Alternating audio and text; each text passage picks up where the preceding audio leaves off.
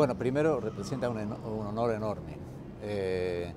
Saber que ya durante varios años he estado estudiando los problemas, ¿no?, de regímenes democráticos y de la democracia, no solo en México, pero también en Estados Unidos. Y las comparaciones entre México y Estados Unidos siempre me han interesado, porque vivimos en dos democracias muy imperfectas.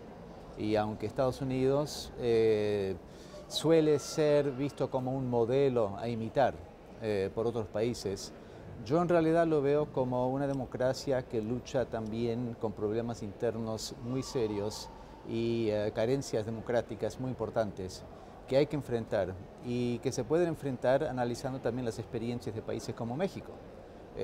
O sea, no es simplemente analizar Estados Unidos como un modelo paradigmático de lo bueno, es también ver qué está ocurriendo en países como México, que tiene problemas parecidos. Somos dos países federales con problemas de democracia local. Y el hecho de que mi trabajo haya sido recibido por un público académico y también activista del estado de Veracruz realmente me da mucho placer saberlo. Y por eso el minuto que recibí la invitación, que fue una gran sorpresa para mí, decidí, claro, voy para allá para conocer gente y poder dialogar más profundamente sobre los problemas comunes que tenemos. Vivimos todos bajo la ilusión de que cuando tenemos un gobierno nacional más o menos democrático, que llegó la democracia. Pero en realidad ahí meramente empieza la pelea para garantizar la democracia en el país. Y sabemos, bueno, México es un caso claro donde aún con la democratización del gobierno nacional formalmente, en varios aspectos, México quedó con un archipiélago de enclaves autoritarios que realmente consistían en el problema fundamental para la democratización del país. Y esto lo vemos, es común, yo también estudio Argentina, Brasil. El tema de enclaves autoritarios es un tema general, pero muy poco entendido. Pero poca gente sabe que también Estados Unidos ha tenido este problema. Estados Unidos, durante gran parte de su historia, una tercera parte de su país vivía bajo regímenes autoritarios. En el sur, sin embargo, se hablaba de Estados Unidos como un país democrático, que toleraba, no solo toleraba, pero también alentaba regímenes autoritarios a nivel estatal. ¿Suena familiar? Entonces, tenemos estos problemas en común. Y es importante que todos dialoguemos acerca de esto y que no le demos a ningún país un estatus especial, ¿no? El excepcionalismo americano, por ejemplo, que se acepta, ¿no?, que ni se cuestiona en Estados Unidos, que es un país excepcional, no hay comparaciones, y que ha tenido su propia historia a través de 2 siglos democráticos, y que si se analiza como modelo y no como otro país que está también lidiando con estos problemas de justicia, apego al derecho de Estado y problemas similares. Los retos que se tienen en general son varios, ¿no?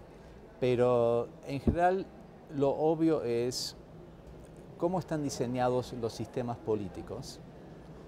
Soy cientista político, por eso empiezo con eso, ¿no? Podría empezar por lo social, lo cultural, pero empiezo por lo político y lo institucional. ¿Cómo están diseñadas las instituciones políticas y a quién capacitan? ¿No? ¿Quién beneficia de un diseño particular político? ¿Quién beneficia en México, por ejemplo, del diseño del federalismo? ¿Quién beneficia, por ejemplo, en Estados Unidos por el diseño del federalismo? ¿Qué partidos benefician? Y también qué elementos de la sociedad civil benefician. Así que yo cuando analizo instituciones, una de las primeras preguntas que hago es esa. ¿Por qué se diseñó así esta institución democrática, supuestamente democrática? Porque hay otro tema, ¿no? La norma de una persona, un voto, es la norma más exaltada, ¿no?, de la teoría democrática, pero es la más violada en la práctica democrática. y no solo ilegalmente. O sea, los diseños de nuestras instituciones violan esa norma constantemente. En mi país, hoy gobierna un presidente que perdió el voto popular por 3 millones de votos. No robó la elección, no fue golpe de Estado, la ganó según las reglas del sistema político. Entonces, ¿a quién benefició ese diseño institucional? Eso lo tenemos que analizar. Bueno, a largo plazo yo soy optimista, pero a largo plazo estamos todos muertos. Pero a largo plazo yo creo que estas crisis lo que hacen también es hacen resaltar las comunalidades y las similitudes, ¿no? Y algunas afinidades que antes quizás no sabíamos que existían. Por ejemplo, una controversia hoy en día en Estados Unidos es el tema de la cooperación de las grandes ciudades con el gobierno federal en relación a la persecución de inmigrantes mexicanos o inmigrantes indocumentados. Perdón, pero en su gran mayoría son mexicanos. Y hay una puja muy grande en este momento entre ciudades como la mía, Chicago, San Francisco y otras ciudades que se han declarado sanctuary cities, ¿no? ¿Y qué quiere decir eso? Quiere decir que las autoridades locales se niegan a cooperar con el gobierno federal. ¿Qué es lo que hace esto? Esto de repente, yo creo que visto desde México, uno ve que no es monolítico el tema en Estados Unidos, ¿no? Y es importante entonces identificar en estas controversias cuáles son los aliados inesperados, cuáles son las posibilidades, ¿no?, de dialogar, qué implicancias tiene para, por ejemplo, la política de México hacia Estados Unidos, que las urbes más importantes del país, las municipalidades más importantes del país, están en este conflicto justamente para proteger los derechos civiles de ciudadanos mexicanos. Entonces, yo no tengo respuesta a esa pregunta, pero lo veo como un tema muy importante a analizar y, una vez más, hace resaltar cosas que no habíamos visto antes.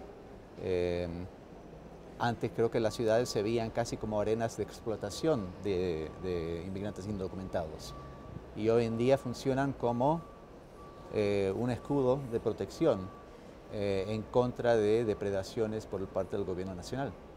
Así que cosas inesperadas. Por eso siempre soy optimista gracias a las cosas inesperadas. Nuestras predicciones no funcionan muy bien. Veamos la elección americana que pasó.